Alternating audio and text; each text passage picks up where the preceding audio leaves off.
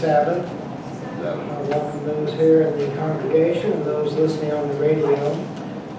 Let's just ask the Lord's help here. If you don't mind, if you'll bow your heads. Dear Heavenly Father, we thank you again for this day, and as we get ready to present this message, we ask that your Holy Spirit would be here and help bring this message into our hearts and help us have a better relationship with you. We thank you for this day. In Jesus' name we pray. Amen. Well, the title of this sermon is Out to Get Him, and that means Jesus. They were out to get him, but I also could have entitled it, Who Do You Trust? We've all have images of faith healers. We've seen them on TV.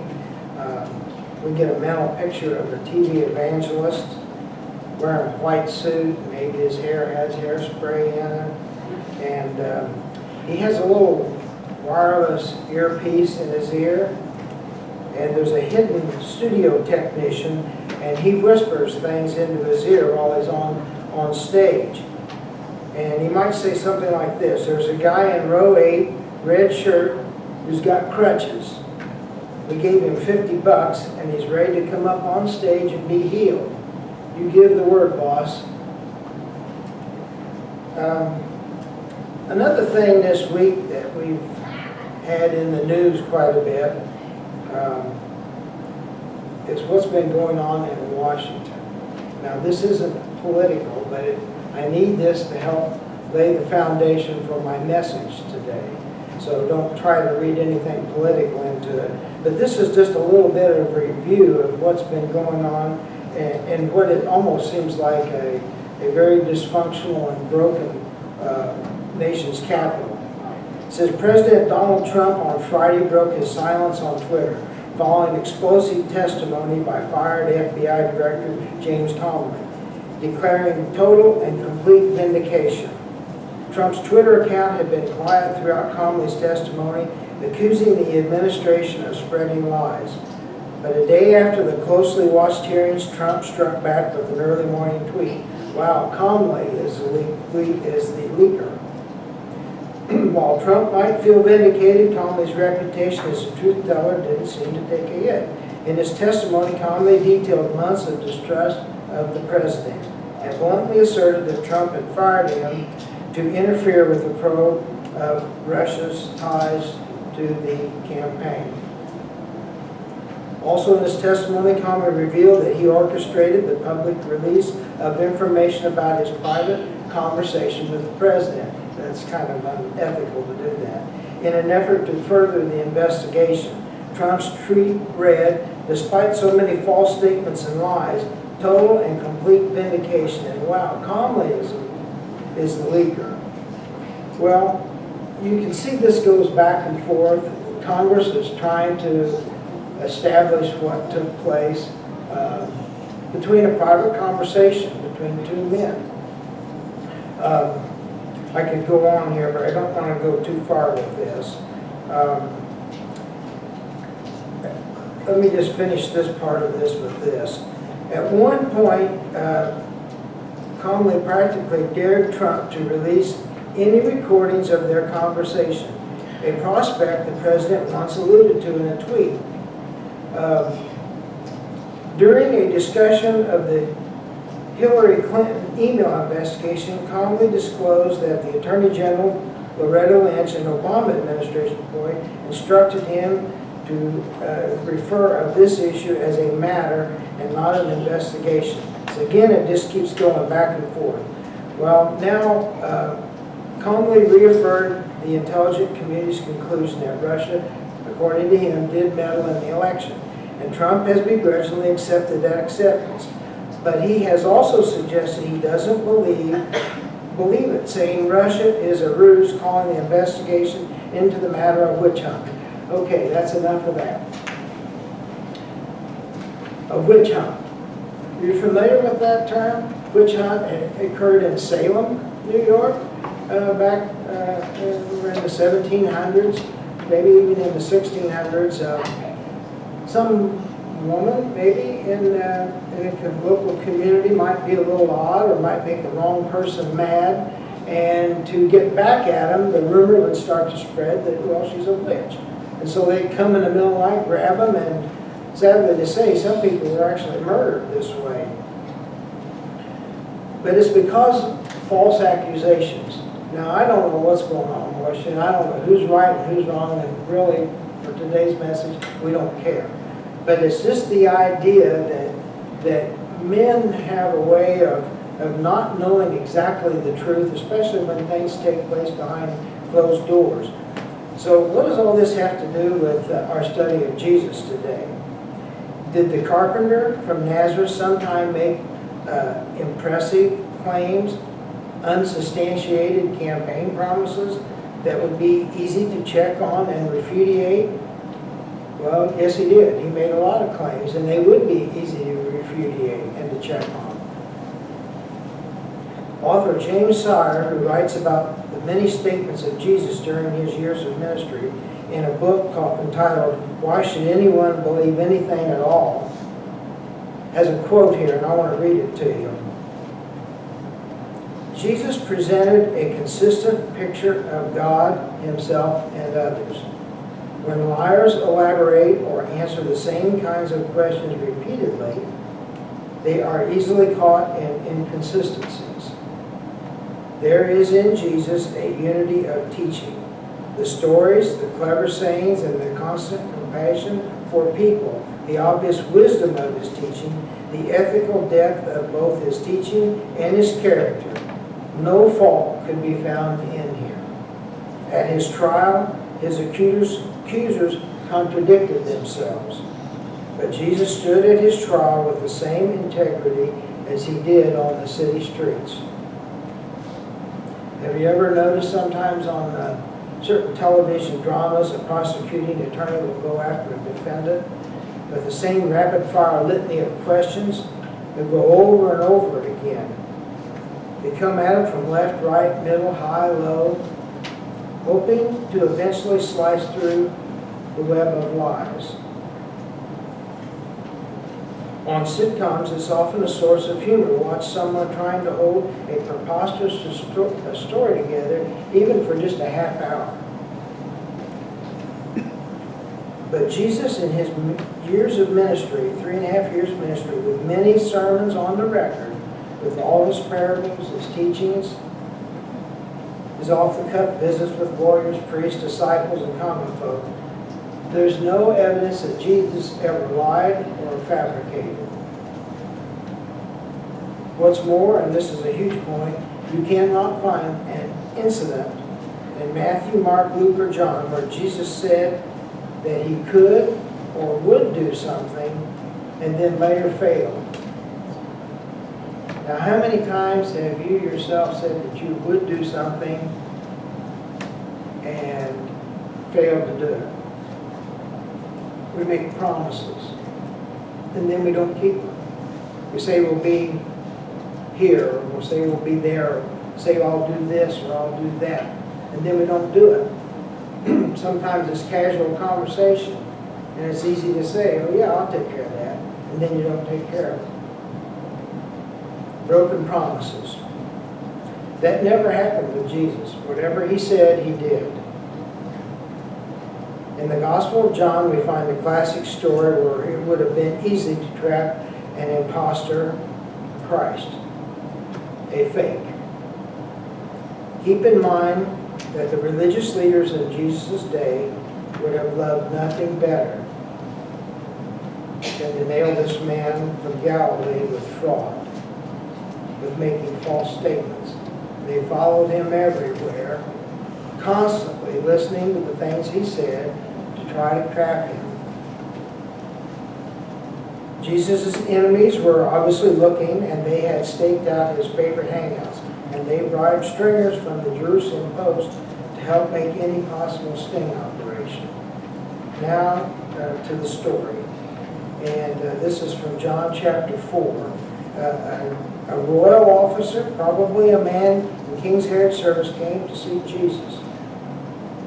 Come to Capernaum and heal my son, The lieutenant begged him, hurry, come down before he dies. So let's check this story out, and it's in John chapter 4, and we'll start in verse 46. And I'm going to read to 54. So Jesus came again to Cana of Galilee, where he had made the water wine. And there was a certain nobleman whose son was sick at Capernaum. When he heard that Jesus had come out of Judea in Galilee, he went to him and implored him to come down and heal his son, for he was at the point of death.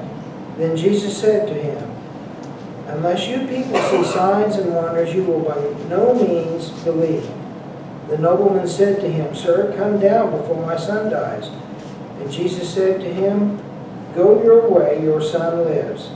So the man believed the words that Jesus spoke to him, and he went his way. Now, pause just a minute. In earthly terms, this would be taking a huge risk. Just to say, go your way, your son lives. Easily said, hard to do. Big risk for failure for a normal person.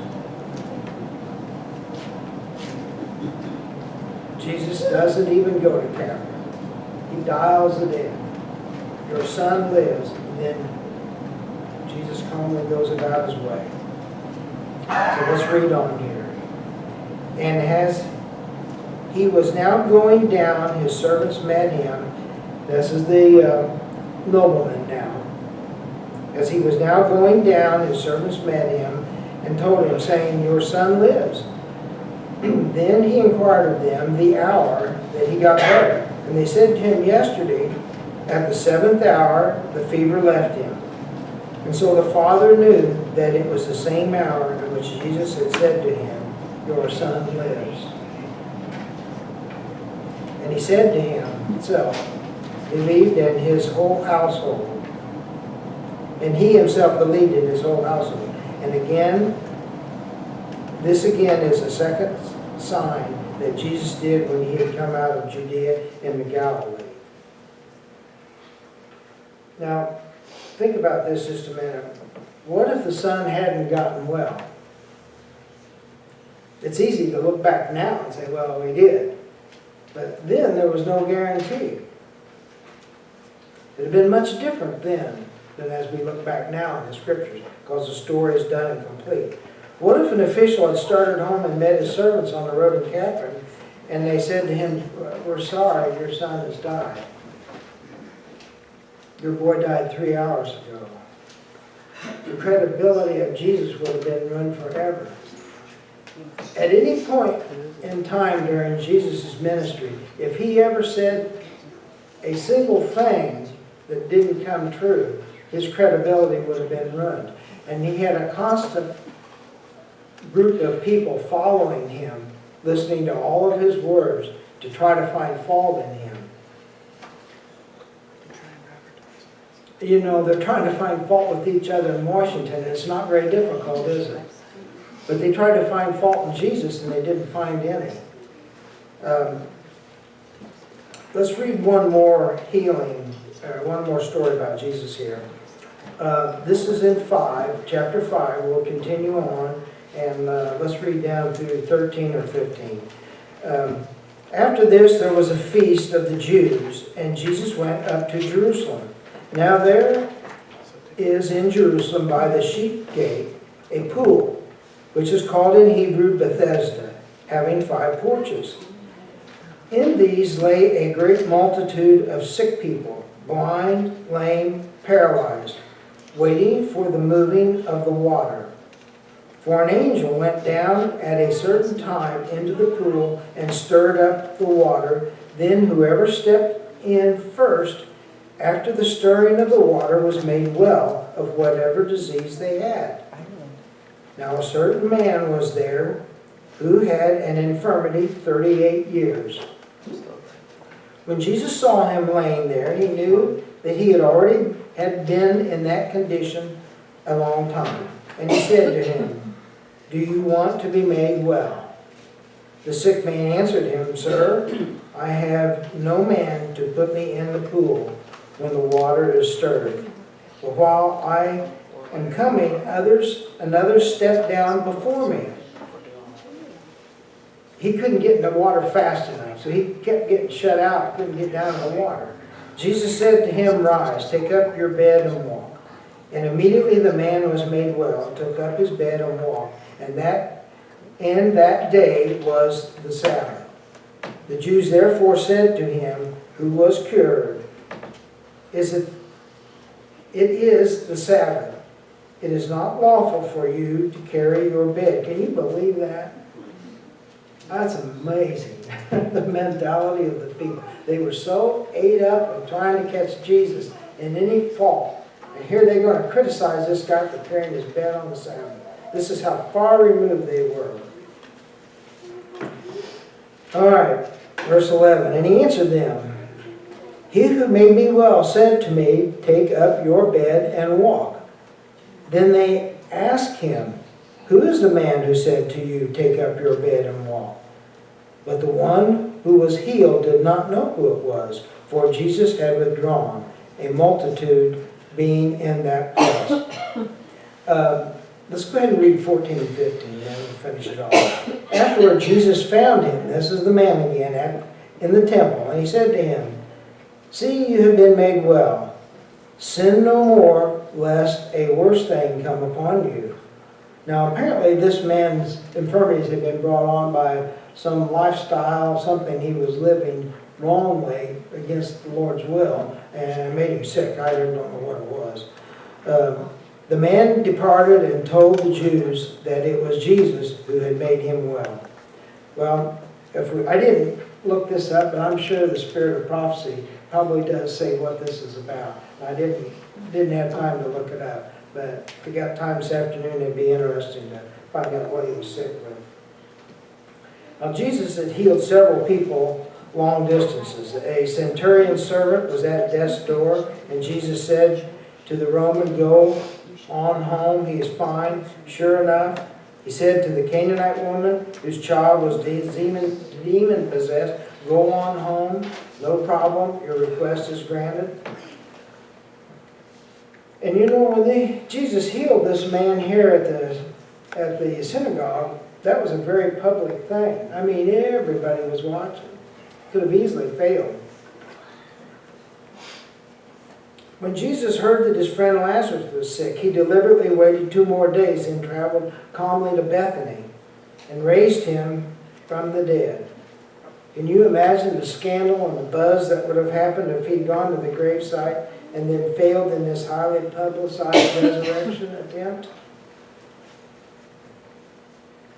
And all the time Jesus was doing this, there was lots of eyes on.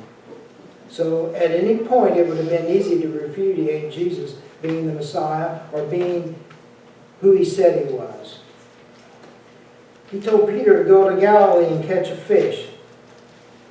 The first one in his net would have a coin for the temple taxes. He told his followers to drop their fish nets here or there, and it always brought in record hauls. It simply goes to demonstrate that if there was a way for this Messiah campaign to falter and fail, it most certainly could have. But Jesus Christ was legitimate. He was legitimately who he said he was and what he claimed to be. They followed him for 3.5 years to try to prove otherwise, and it didn't happen. How easy it would have been for something like this to be proved wrong and for the word to get out. And that foolish Jesus tried to raise the dead but couldn't. But no one could deny these things. They really happened. And there was a lot of people that had bad motives that wanted him to fail. And they even twisted things to try to accomplish that. Now think about if you work, say, at the FBI or the White House or a big news outlet, and you put your faith in the leader of this organization, and then you find out through the course of your work that the guy you work for is a liar, a fraud. You might come in there pretty naive out of college and have grandiose expectations of how people are, and then you go to work and find out, oh, people are flawed. This person isn't who you thought they were. It's not the person that I saw when I first came in. Now that I've got to know him, it's not the person that I thought. And so you become disheartened, life kind of hits you in the face. That's because you put your faith and trust in the wrong person. But I think this happens to a lot of people, especially young kids coming out of college. And sometimes that hurts you. You find out that people perpetrate a hoax. CNN completely put on a fake news story here a week or two ago in France. Had people staged and put banners and protest things in their hands, and the whole thing was fake and staged because somebody stood off to the side. So this is what they were doing with Jesus. They were standing off to the side, but in this case, they didn't find the fake. They found the real deal. Because people were standing back. They didn't have cell phones in their cameras like we do today, but they were still just an observer. And we would know about it today if Jesus was not who he said he was. What we find here in the good book is that Jesus is a leader we can count on. I know and you know that his promises come right into your home, right into your heart. You're counting on him, and so am I. Jesus promises to bring back our loved ones. He promises us a home in heaven. He promises us that his Father and all his holy angels and his Holy Spirit are supremely interested in our well-being. This is good news. This is our good news, wouldn't you say? Amen. Thank you.